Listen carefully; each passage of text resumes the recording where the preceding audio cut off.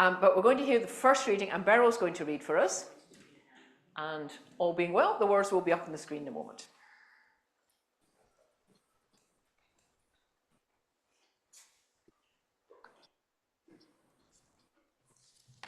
I could do with a light on here.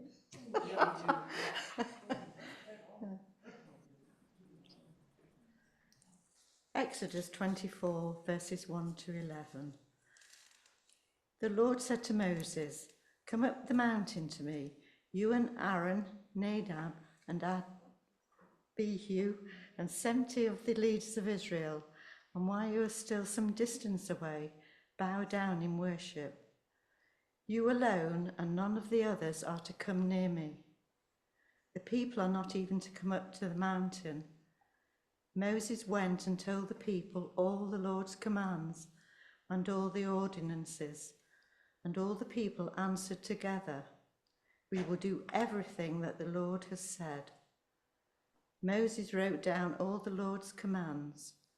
Early the next morning, he built an altar at the foot of the mountain and set up 12 stones, one for each of the 12 tribes of Israel. Then he sent young men, and they burnt sacrifices to the Lord and sacrificed some cattle as fellowship offerings. Moses took half the blood of the animals and put it in bowls, and the other half he threw against the altar. Then he took the book of the covenant in which the Lord's commands were written and read it aloud to the people. They said, "We will obey the Lord and do everything that he has commanded." Then Moses took the blood in the bowls and threw it on the people. He said, "This is the blood that seals the covenant which the Lord made with you when he gave all these commands." Moses, Aaron, Nadab, and Abihu, and 70 of the leaders of Israel went up to the mountain, and they saw the God of Israel. Beneath his feet was what looked like a pavement of sapphire, as blue as the sky. God did not harm these leading men of Israel. They saw God, and then they ate and drank together.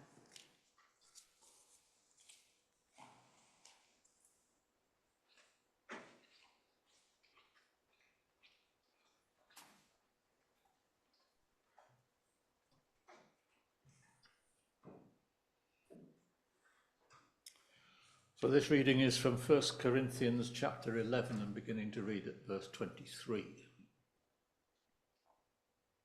"For I received from the Lord what I also handed on to you, that the Lord Jesus, on the night when he was betrayed, took a loaf. And when he had given thanks, he broke it and said, 'This is my body that is for you. Do this in remembrance of me.' In the same way, he took the cup also after supper, saying, 'This cup is the new covenant in my blood. Do this as often as you drink it in remembrance of me.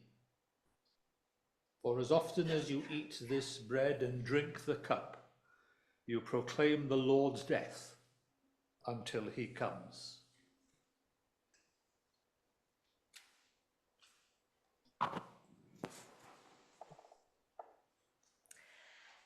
Thank you.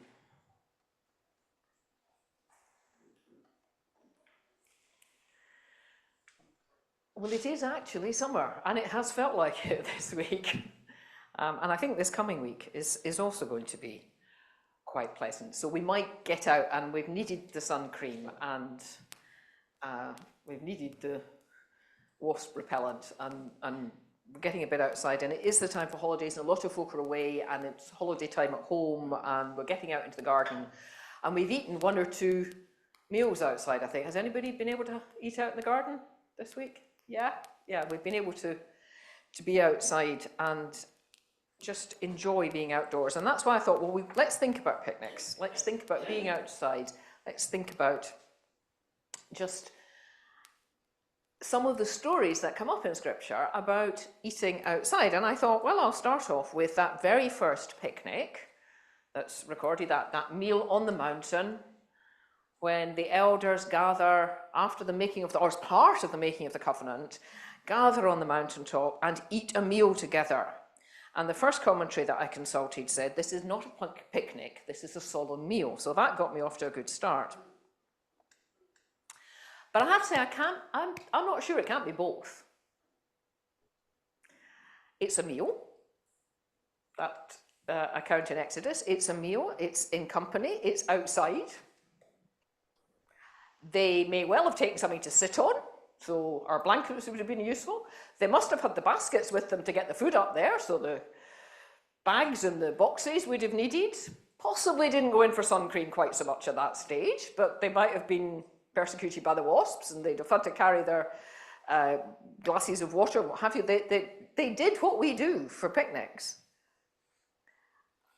I'm assuming that the writer of the commentary thought that picnic was too light-hearted and trivial a way to describe what was a very solemn occasion, because picnics on the whole are not that solemn. It's squash sandwiches and wasps and the jam and the constant threat of rain. Yeah, but also when it's good fun, we get to play games and there's lots of laughter and it's time to relax and they're special times. So it's not necessarily all about solemnity. And this, he says, and yes, it was a he because I checked, this is not that.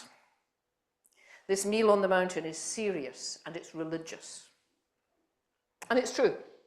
The verses come at the end of a passage in which the covenant is remade, is reaffirmed and confirmed and celebrated. Covenant's one of those religious words that turns up every so often and we all kind of know what it means. But my experience is we rarely talk about it. So let me just take a moment this morning to consider it. It is a non-religious term originally. It refers to an agreement between two parties. It might be an agreement between two people or two communities of equal status, like a treaty to support one another in war or an agreement to do business together and share the profits. It is usually used as a serious term. We historically refer to marriage as a covenant, not the kind of promise that is broken lightly. That's what we mean by that. One that is, and this is where it links in with our account this morning, one that is marked and made and symbolized by ritual and by structure. It's not just an, yeah, I promise I'll turn up and meet you at 2 o'clock. It's, I make this solemn promise and it's in company, so it's ritualized, there are witnesses to it, we have a structure around it, it's defined, there are certain words you have to say. Covenant of marriage is a legal agreement and we have to have certain words said and heard by the person who is authorized to recognize it. And then we surround it as well with ceremony because we want to celebrate it, from full-on dress and music and flowers to getting just a couple of people together and listen. It can be all sort of range of things, but it's the kind of promise that by its nature requires marking as special and to be noticed. Covenants can also be made between people or communities of very different status. So when, for example, our new MPs were swearing the oath of allegiance just after the election, that was a covenant that they were making between them and, actually notionally, the monarch. And the monarch side of it was present in the words of the coronation oath, which includes the assent to the question, do you promise and swear to govern the peoples of the United Kingdom of Great Britain and Northern Ireland, other realms and territories, to any of them belonging or pertaining, according to their respective laws and customs. Again, promises marked by very careful wording, by structure and ritual and witness, and in the case of the coronation, by liturgy. We have evidence of all sorts of communities dating from Old Testament times and before, of covenant between people and rulers, of covenant between communities, so both kinds, both of equal status and of different status, and a whole variety of rituals that was used to make them binding. Usually rituals involving set words and a meal and the killing of animals and the scattering of blood, as Beryl read for us. That has behind it the idea, if we're making this promise And if we break this promise, may what has just been done to this animal also be done to us. It's about making it a very serious promise. But it's also got under it that thing about, blood brothers. If you children sometimes do this, you cut your hands and you mingle your blood, and that means you're bound together and lives are intertwined because the blood is intertwined. That's also there in the scattering of the blood. Now, this is not the place for a full sociological survey of covenant making in ancient and modern times, but it's a quick sketch of the background to this story.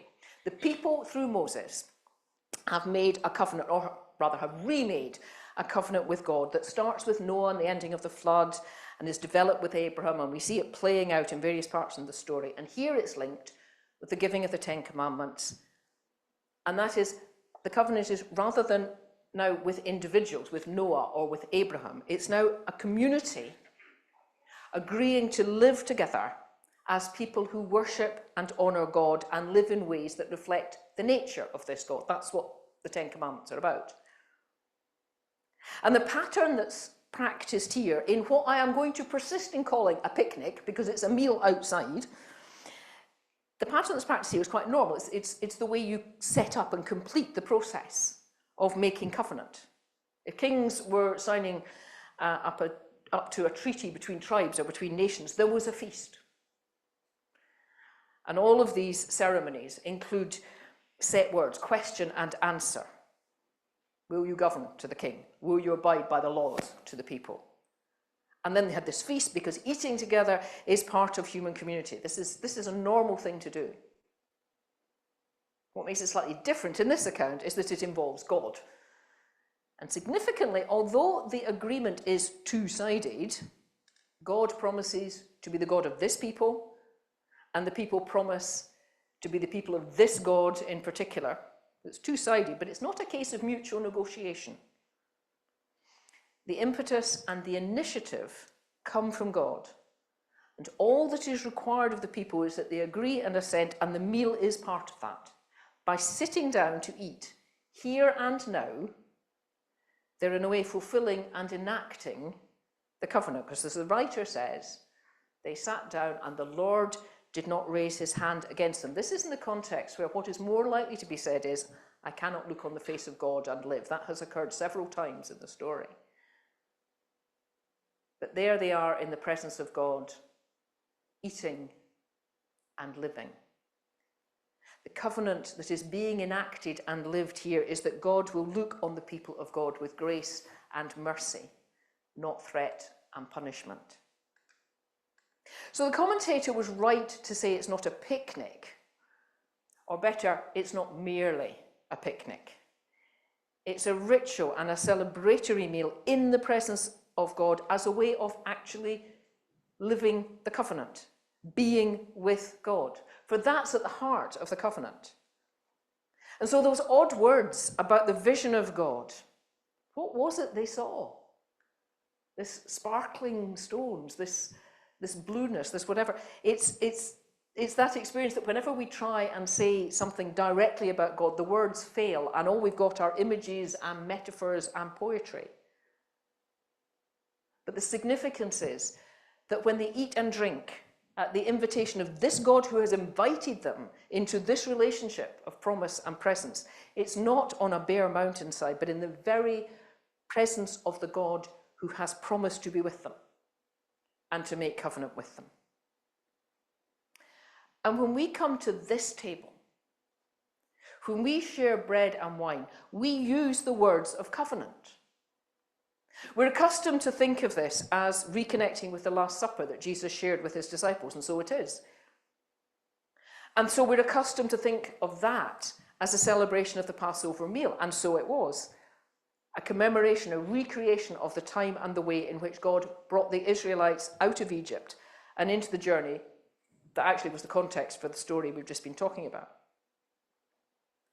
But when we remember and reconnect with the Last Supper, we use, as we repeat Jesus' words, we use the language of covenant. And that's not a central part of Passover. Passover, as the time when God intervened to free the people, is an example of the covenant at work, as it were. God fulfilling the promise to be the God of this people, to bring them to safety and fulfillment. But the language of making covenant, celebrating the promises made, is not at the heart of that. But the accounts we have of Jesus at the Last Supper tell us that he spoke of a new covenant. He made the term, the idea, and the practice central to this. From that, not quite picnic, but meal, shared with those who are the people of God, and through which they encountered that unsayable but life-changing experience of the presence of God.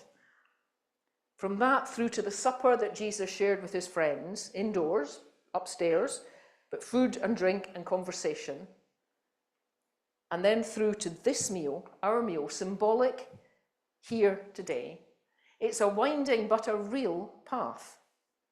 And what makes it real is covenant.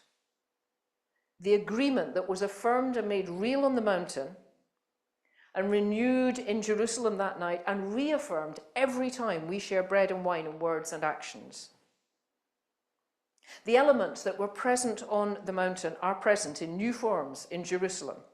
A ritual meal, a reference to blood, a promise initiated by God, an invitation to join in and become part of it. And on the mountain, the blood is an animal, and it is this aspect of the promise, if I break my word, may what is done to this animal be done to me. And then at the Last Supper, the blood is represented by wine and the promise that this is a new covenant, a new making of the ongoing promise, rooted in and made real by Jesus' blood. Now, the shedding of Jesus' blood, his death, is an area over which Christians for centuries have argued and discussed and explored and come up with all sorts of theories and speculation. There is not world enough and time to go into everything that people have said about it. But I want to suggest today it kind of parallels that vision of the elders on the mountain at their picnic. That vision of the presence of God that was so beyond imagining and describing that what we get is very beautiful and evocative poetry of something like a pavement that's as bright blue as the sky and that sparkles and glistens. It's always as if it's like that, or it's something like that, or how can I tell you? Whenever we try to speak of the deepest and the most real and the most meaningful things, we run out of words. But Jesus gives us some in the promise and the invitation at this meal, the new covenant made in my blood. What does that mean? Well, it means all sorts of things, because it's as if and it's like, and how can I find the words? But one of the things about the covenant affirmed on the mountain is that it is entirely God's initiative, and this is that taken further. The covenant being affirmed and reaffirmed at the Last Supper is at God's initiative and God's expense. The new covenant in my blood is the promise, the assurance, the demonstration that God will stop at nothing, will go to any length, will not be denied in the intention of being with us, being our God, calling people into the kingdom. And the us here in that sentence is as broad as you can imagine, because that's another aspect of it. The covenant was first made with an individual, then it was broadened to a family, and then to a tribe, and then here in the mountain meal it's widened again to the nation, and in Jesus' words and meal and promise it's extended to all that is. But it's always the same covenant, renewed over and over, deepened over and over, broadened and further over and over, initiated by God, offered by God, enabled by God, that God promises through all things to be God for the people of God and invites those who will to enter the covenant, to live in ways that reflect the nature of God, to express that love and that forgiveness and that willingness to walk the way Jesus walked as part of covenant life. And so we come to this table. And it's not exactly a picnic. But then, as the commentator insists, nor was that meal on the mountain. That was a feast in which the eating and drinking was the way in which the people recognized the presence and the promise of God, the unspeakable God, and committed themselves and explored what it meant to be the people of that God. And echoing that in the Last Supper, Jesus reaffirmed and renewed the covenant, rooting it expressly in the relentless self-giving of God, and offered those who were with him the chance to participate in that life. And here and now, we hear the same invitation to the same covenant, God-initiated and God-shaped. And just as then, so now, as we share, as we receive what is offered, and as we offer it to one another, we too might just notice that unspeakable presence that we name God, and that more importantly, more life-shapingly, names us as the people of God. I did wonder about moving today's service outside, but the weather's never quite, so that we could practice the not picnic of the covenant. Didn't seem a good idea, but nonetheless, we are sharing in the meal and in the covenant. We are invited to be the people of God. We are commissioned to live as the people of God. We are at the picnic. Serious, yes. Religious, yes, for a certain meaning of religious. But, and I will maintain this against all comers, but also laughter and play and relaxation and joy and all the things we brought to remind us of picnics. For after all, covenant is the kingdom. And the kingdom is joy among the angels. And we're invited to share.